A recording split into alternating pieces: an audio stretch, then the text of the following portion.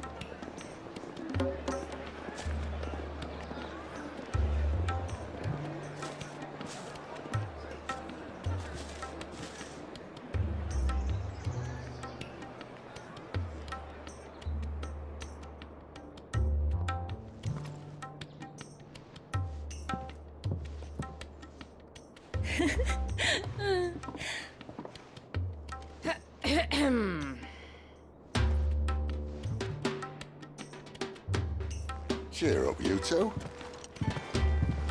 Can't think of a safer place in the Empire than a...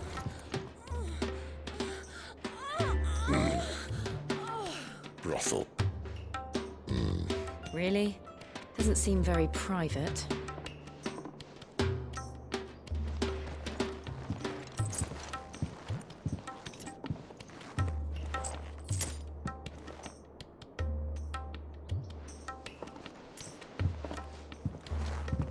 So then, how do we proceed? We'll be using the glass gate. Tonight, just after sunset. Where the shards are loaded for transport. That is one of the most heavily guarded points in all of Sambrek. But not the most, which is a start. Besides, I know a shortcut straight to the heart. A shortcut.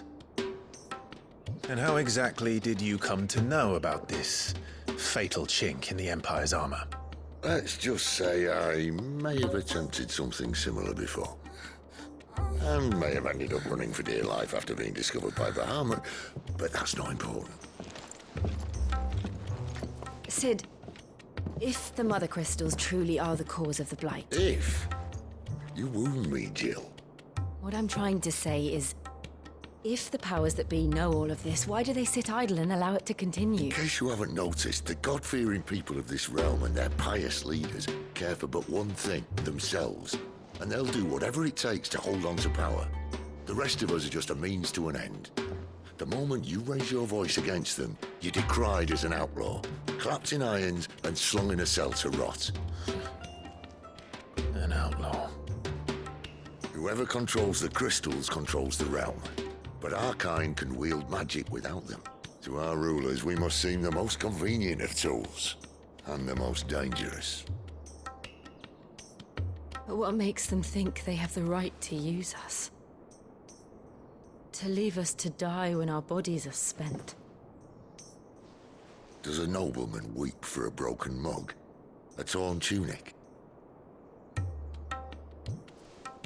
Our fate means nothing to them. No, this isn't a battle you can win with words. Believe me, I've tried, but nothing ever gets through. The world is simply not ready to listen. So to hell with talking. If they won't give us a say, we'll decide our fates another way. You can't blame a man for wanting to bring an end to all this, can you? I can't. But what of all the people you mean to rob of their comforts? Are you happy for them to call you outlaw? Sid the Outlaw. That'll do me. You might at least pretend to take this seriously. Have a little faith, Jill. Even if you don't think much of my choice of digs. If it means my deeds will be remembered, I'll gladly play the role of villain.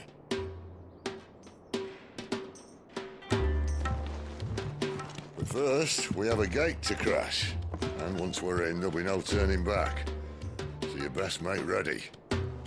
The world won't save itself.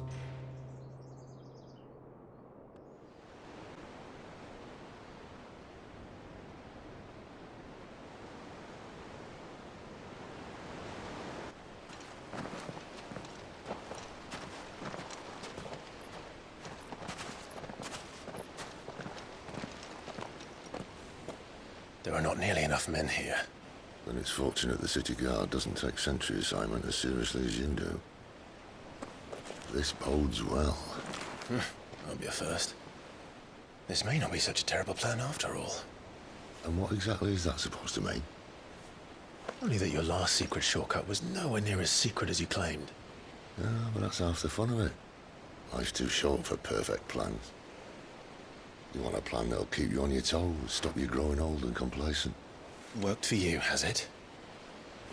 Clive, my boy, even life's smallest challenges offer the opportunity to grow and to change. You must embrace these moments. Allow them to suffuse your heart with a deep sense of fulfillment. Narrowly escaping death at the hands of an enemy is not my idea of fulfillment. Something wrong? Not at all. Just wondering if the two of you had finished. Right. We make for the Mother Crystal's heart as planned. Destroy it and the whole thing should come tumbling down. And if the passage to the inner sanctum is guarded? Then we embrace the moment and use it to grow and change.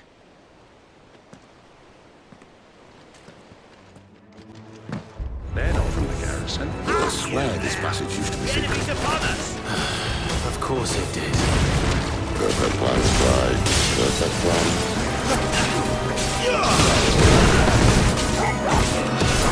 That's it.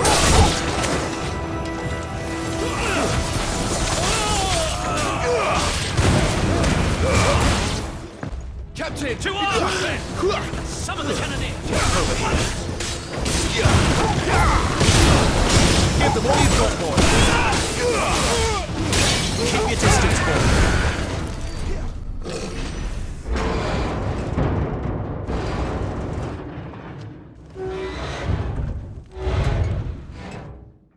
I think this may be the moment I was talking about earlier. What have we here? More insects come to be squashed?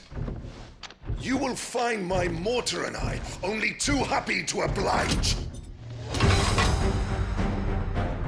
To the talker. Then let's shut him up. Give them all you've got, boy! Don't let them get away!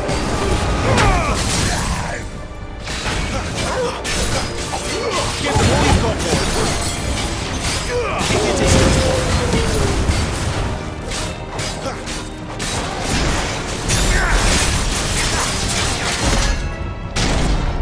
Why won't you die? Is he?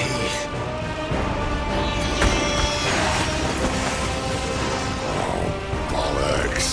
He's got a Kashik. Let them get away! Give them all you've got, boy! Keep your distance, boy!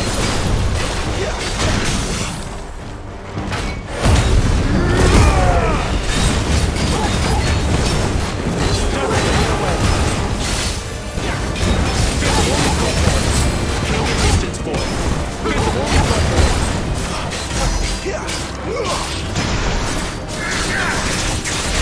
Not this time. This time. Don't let them get away! Keep your distance, boy! Don't let them get away!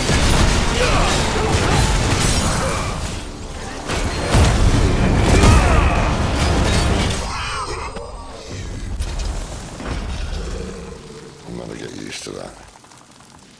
The Kashik or no, he was still a man. A man who drowned in ether. It's no way for anyone to go.